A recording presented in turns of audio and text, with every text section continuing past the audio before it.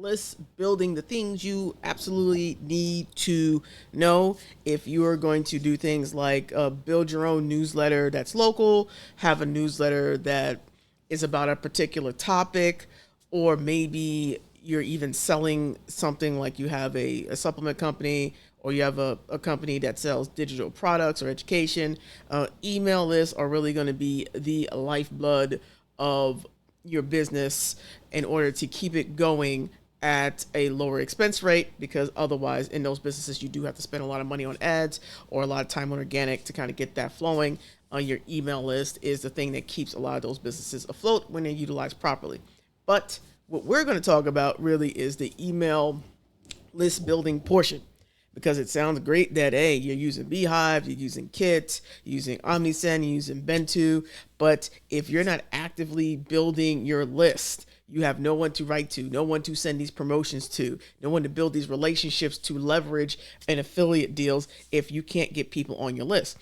And for a lot of people who are building their own newsletters or their own email lists for their business, the number one problem they got is literally the list building part of it. It's like, how do I convince someone to give up their email to me so that I can turn around and write emails to them? I can turn around and promote and sell to them.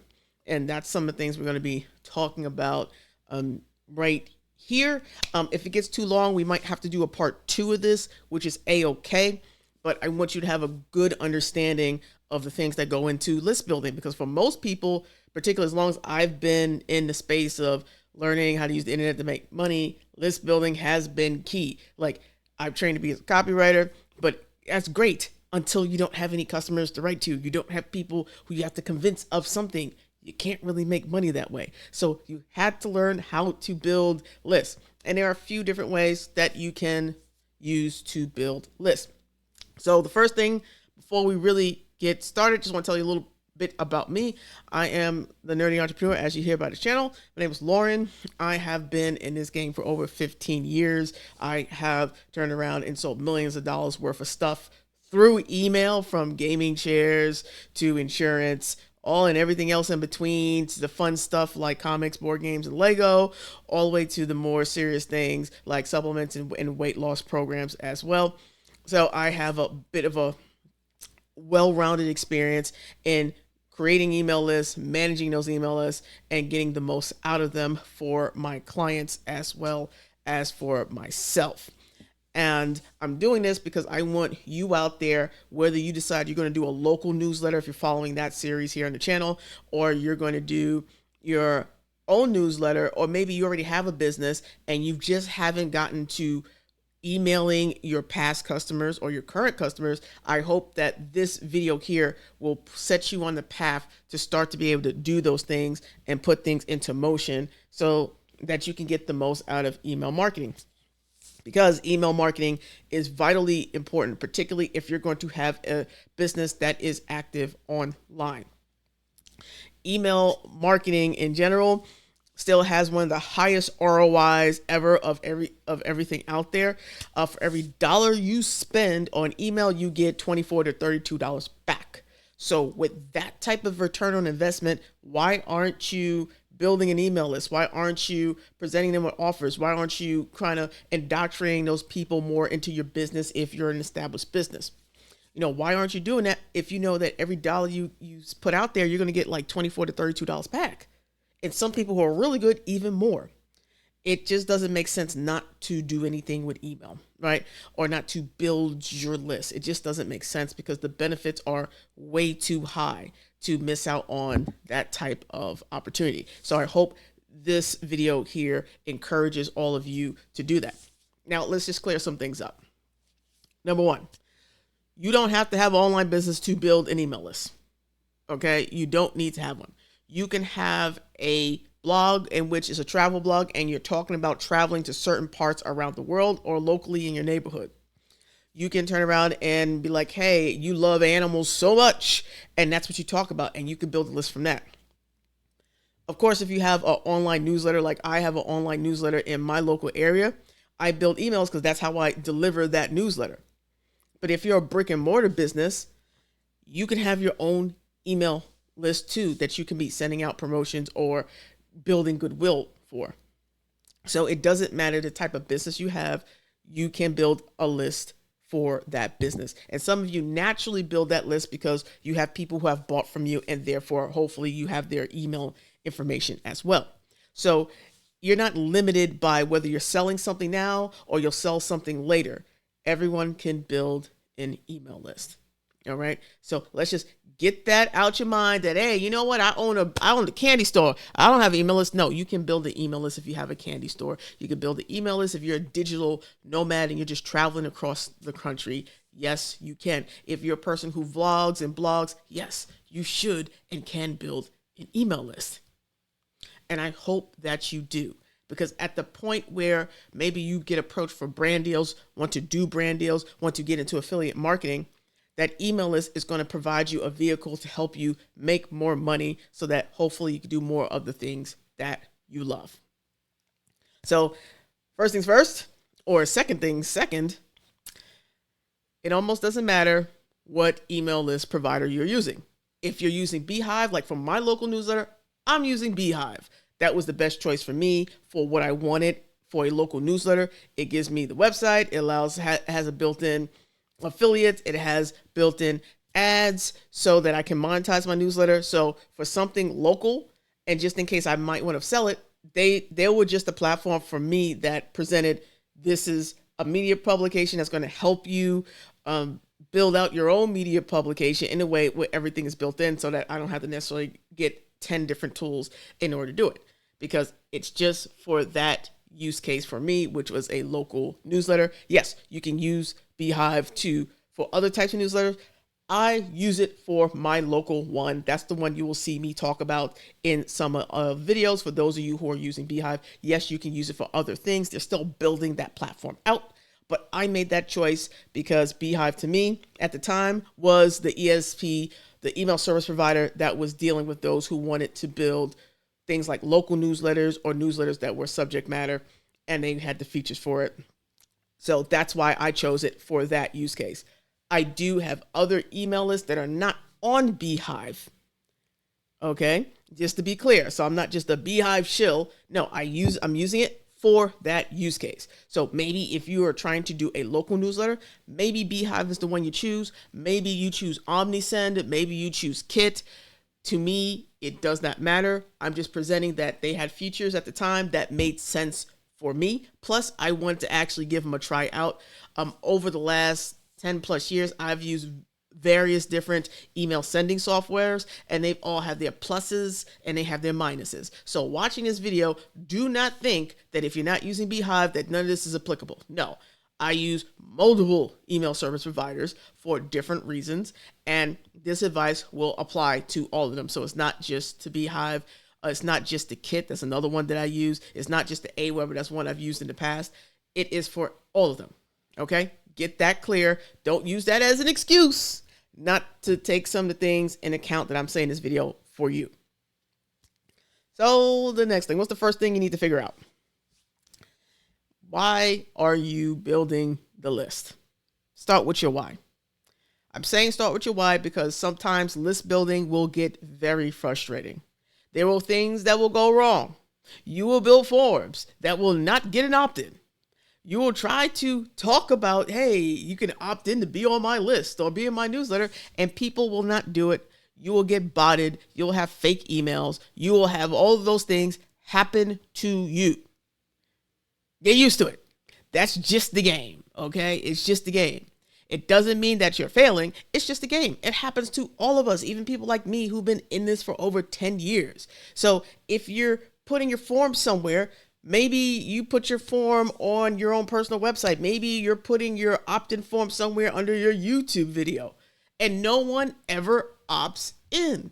It's okay. This is how this thing kind of goes. Don't get upset, okay? That's just part of the game. Some people they get their opt-in form built, whether natively in the platform they're using, the email service provider they're using, or they build something custom and they put it here and they put it there. They put it in their Twitter or X profile. They put it in Blue Sky, and no one ever opts in. It's normal. It's normal. Okay. So just prepare for potential disappointment It is normal. Everyone has gone through it. Every guru, every regular person, people who do this professionally, we go through it. It's okay. What's not okay is that you don't have a place or you don't tell people how to join your email list. Now, I've been bad. I'm pointing at me. I've been real bad because I haven't told you where to join my email list.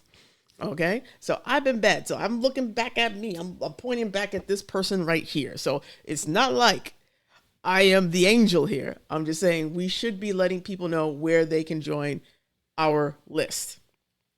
That's one. So you have to be okay with these things happening. You have to be okay that you will make a mistake in this process. Okay? I want you to be like, yeah, I'm okay, but I'm willing to keep going forward.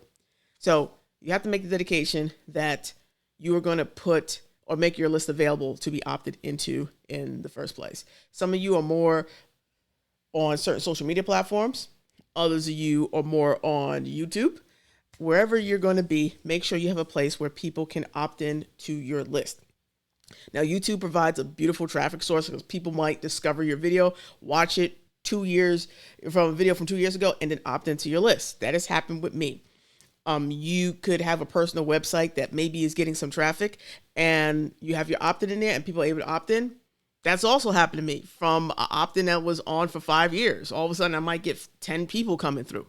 It's really random and weird, but that's okay. You just have to have a place where people can opt in the first place. So make sure that when you're beginning this journey, you're going to create your opt-in form, right?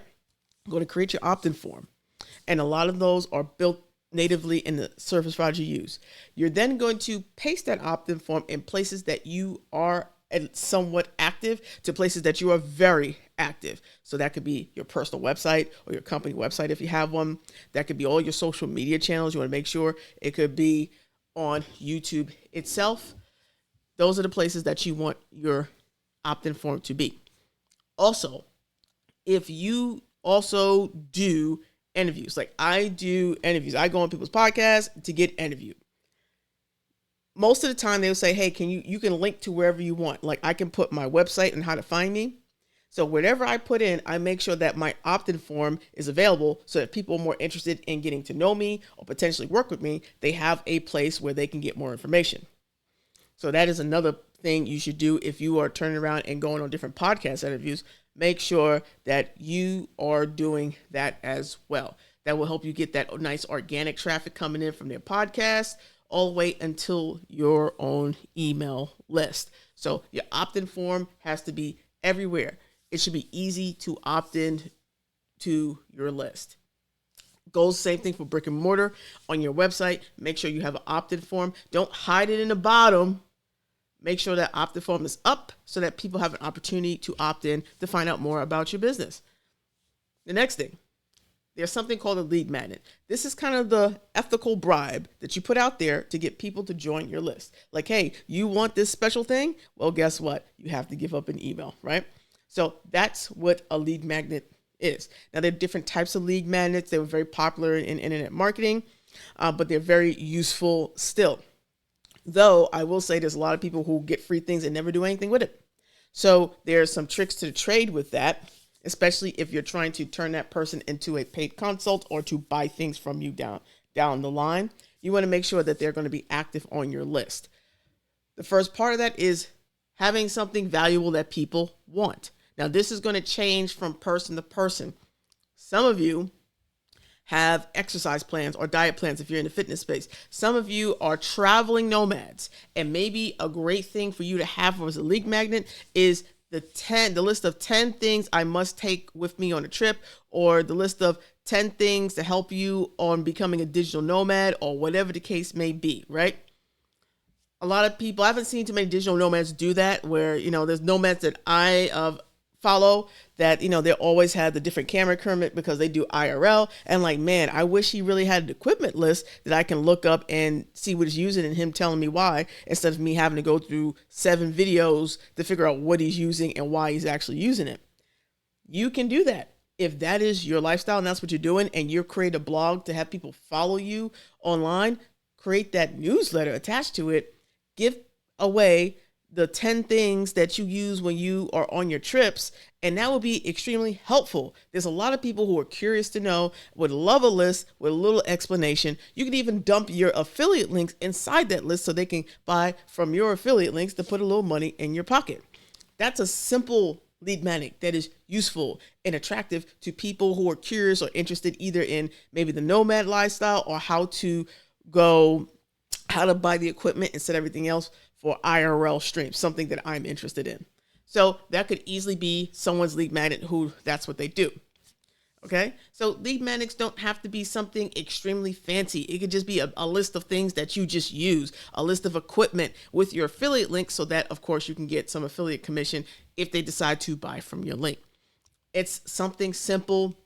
It's something that can be very attractive to get people to opt in to your list. So you want to lead magnet something to convince people the reasons why they should join your list or why they want this thing.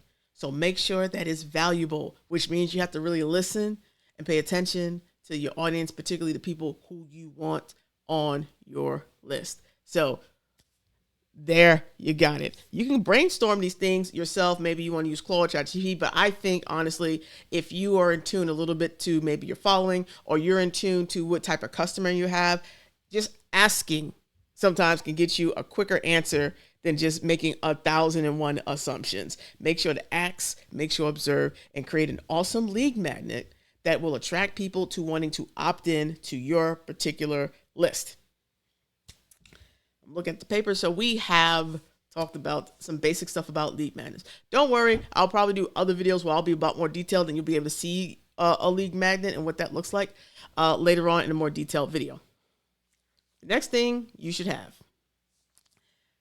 I believe, now I am guilty with some of my lists on this, is that you should have what we used to call a welcome sequence. So a welcome sequence was when people opted into our list, there was a pre-written emails that went out to those people. It introduced us or introduced the business. It talked about certain things about us or the business, talked about certain things they opted in for. Most of the time, those email sequences were sometimes related to the lead magnet, but it just gave people an overview of what they are to expect, how many times they're going to get emails, what the emails are going to be about. It would ask them about maybe certain problems they have. Like if it was a fitness person, they would ask them, okay, what is your weight goal kind of thing to get engagement. This is something that helps get engagement and people used to hearing from you in their inbox.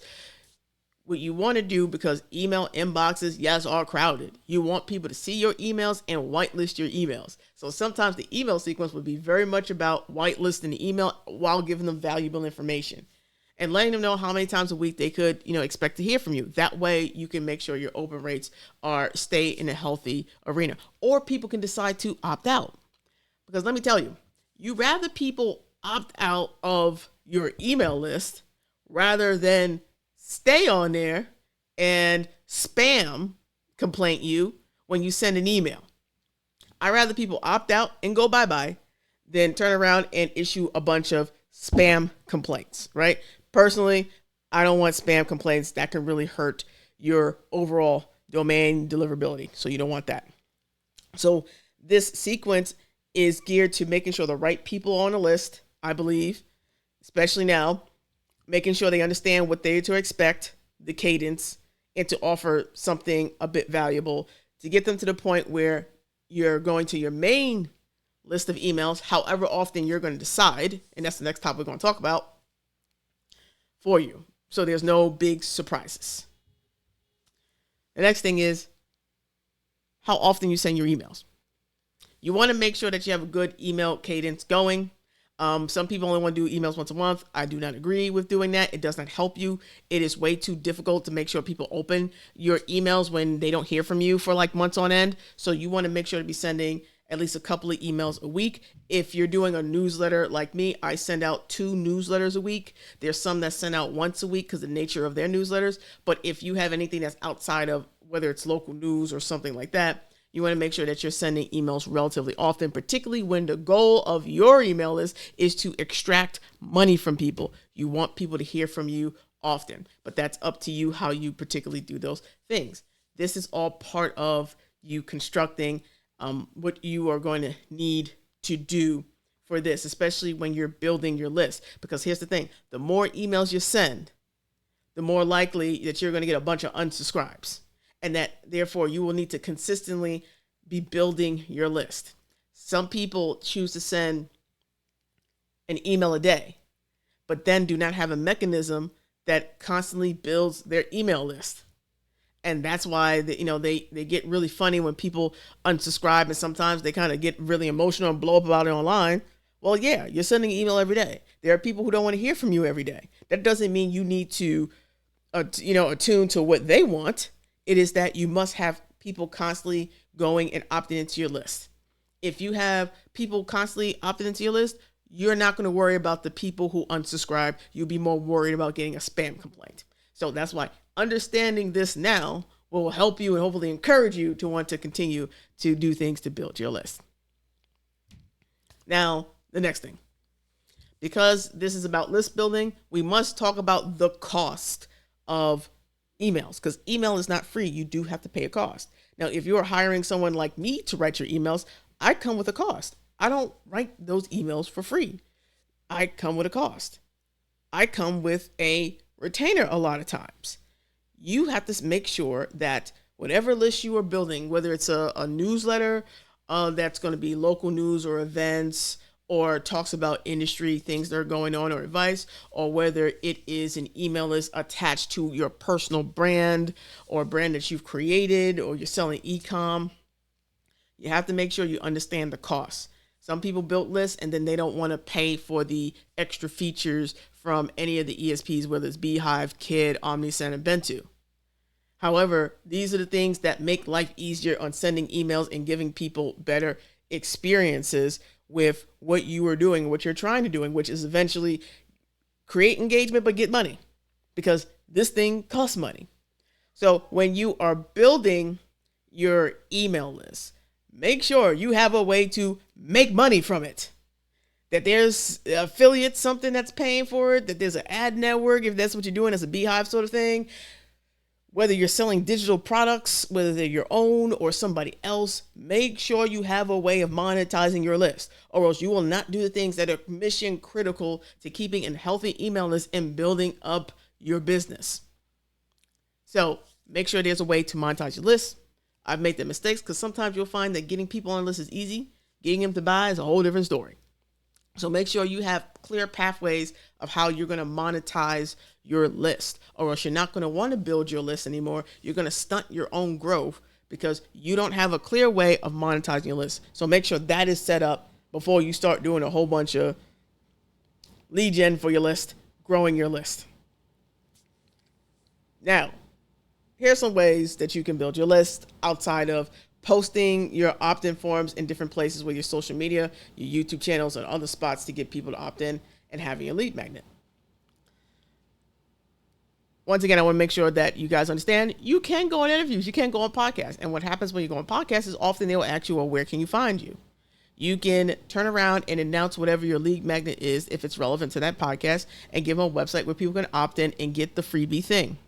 You can also put it on your social medias and drive people to social media and say, hey, but you want to opt in the list as well. And that lives on the internet forever unless they want to take down your interview, whatever that is for you, right? Next thing you can do, which is my favorite, is paid traffic. Paid traffic is one of my favorites, actually, right? You can learn meta ads or pay someone to do it for you to actually do list building. When it comes to my local newsletter, I use a lot of meta ads, okay? I also have organic posts that also get opt-ins on different social media platforms. It's worked very well for me, okay? Another thing you can do. Now, I can't really do this as much with my list without finding people who are local to my area who have email lists, because that's my local newsletter. But for my other newsletters, you can do list swaps. You can find somebody else who has an email list, which could be on Substack or anything else, and negotiate a list swap where they plug you and you plug them. That's a beautiful way of growing a list, and a really good one at that. Another thing you can do is pay people per subscriber who have email lists too. So you don't have to plug each other. but you can pay them per subscriber that they get to your email list. Okay? That's a great way of doing it. That is a way that a lot of people have done it and built really strong foundational email lists that have gotten them tens of thousands of dollars over time. This is something that you can do. Now, you're going to have to find the right people who have email lists, and you're going to have to turn around and engage with them. That means talk to them. But those are some great ways that you can turn around and list build if you don't want to play with ads on Meta. Also, Google ads as well, if you want to play with that. Even ads on YouTube specifically. So there are different ways that you can build your list, whether different ad platforms, doing list swaps, paying people to mention you, being on interviews, and turning around and having your link there, having it across social media, doing those posts or videos talking about a subject and announcing, hey, you can join my email list.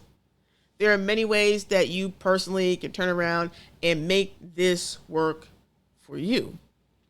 You just have to turn around and start putting these things in motion. Now, yes, organic is beautiful, and unless you're really good at organic, like I'm not very good at organic, but if you're really good at organic, you can turn around and build a very loyal email list on any of the platforms that you're on. I'm not the best at it. It's something I'm learning, but for those of you who are, you can easily build a nice, healthy list. For those of you who are using ads like me, the world is your oyster if you know just one platform, or better 2 or 3, where you can turn around and you can create your own email list because you know how to run ads to get people on the list. Or you can do email list swaps. And the last thing, now I didn't mention this first because this is going to depend on who you are and everything else. You can also purchase other people's email lists. There are people who have email lists. Maybe it's from a blog, maybe it's from a company, and they no longer want to maintain that list. Maybe they're shutting down. They're looking for a way out. What you can do is find some of those people, inquire, and use your negotiation skills or develop some negotiation skills to buy their email list from them. People do it all the time with Substacks. I myself have acquired a Substack years ago. I probably will attempt to acquire another one sometime in the future, but I've done those things. You can do that to acquire your email list and then start to work your magical skills. Hopefully, if you have them. If you don't, keep watching my channel. I'll talk about learning how to write emails to help you sell. But you can do that to acquire email lists. So there are many ways that you can acquire an email list or get more options to build your list. Whether you buy it, you use advertising, you use organic, you do swaps, you use your interviews. There's many ways to build a list. Now, in this video, I hope that you have a better understanding of not only the ways you can build your list, but also things that you must have in place so that you don't have a disastrous moment where, hey, I'm really good at building a list until, oh, this is costing me a lot of money and have no way to pay for it.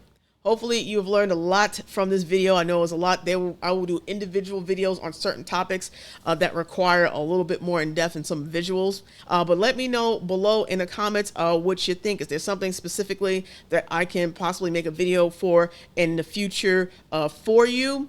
And I will turn around and put that on a list of videos to come. Now, once again, I am the Nerdy Entrepreneur, Lauren, and I help folks build their email list and get the most money out of it so they can support their hopefully very nerdy lifestyle. And if this video was helpful for you, make sure that you subscribe. Subscribe to the channel. That's what helps us grow and helps me keep doing content out there for folks like you. So on next time, make sure also look in the link if you would like to use maybe Beehive as for your local newsletter. There will be a link down there. There's an affiliate, so I get a little couple of dollars if you decide to purchase. They do have a free plan, which I would get nothing at all from, but it'll be right there in the link for you. Until next time, I will see you later.